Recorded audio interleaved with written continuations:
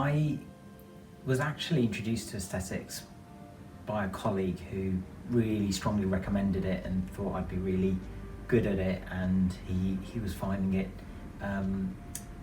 quite fruitful, and so I kind of stumbled into it that way. Once I decided, okay, I'm going to train, I actually looked for training courses and booked something very quickly, the same one he'd done.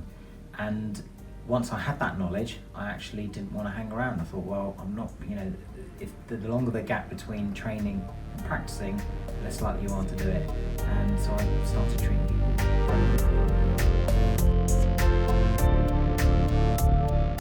Initially, I think, and a lot of people struggle, is like, who do you treat? How do you, especially if you're from mainstream medicine, most of us work in the NHS, your patients come to you. You don't go searching for patients. So my first few cases were people I knew. It was a neighbour.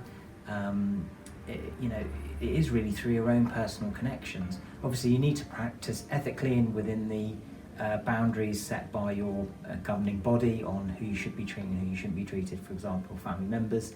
But as long as you're keeping to those rules and regulations, it really tends to come from your personal connections, because you're not going to have a setup where you're already marketing and actively looking for patients. Building patient base was slow. I wasn't it's certainly not an easy thing to get going. The culture that you generally come from, whether you're in general practice or in hospital medicine, is one that patients come to you.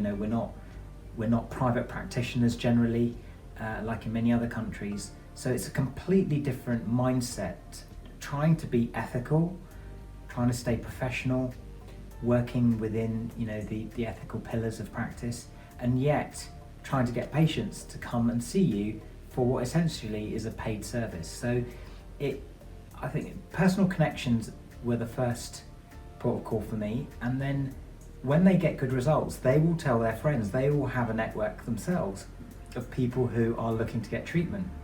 And so by word of mouth, I quickly built up a patient base, but it was probably over a few years, because I was doing it literally initially just once a fortnight, once a month, and then gradually it built up to once a week.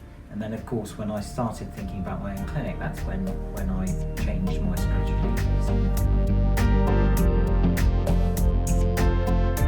Building a brand is not something I can answer very quickly in a few minutes, but one has to think about the long-term vision, and I would say that very few of us are business experts. We've trained in medicine, and although I think you do have to have a mindset for business if you're going to succeed, it's a good idea to tap into expertise from business consultants or even your own connections where someone has got that sort of experience. It's something I didn't do, and things have worked out very well, but if I'd got that expert advice earlier, then maybe where I am now, I could have been there earlier, who knows. And I certainly think you make less wrong decisions, and I made quite a few decisions which I then learned lessons from, particularly some bad decisions in advertising and marketing, and those can end up being quite expensive. So I think that in terms of building brand, you have to look at your marketing, your short and long-term vision, not just where am I now, but where would I like to be. You need to be able to grow into something, and although the brand can evolve, your logo can change, and many big companies out there have done that, you need to be able to see that brand through a journey.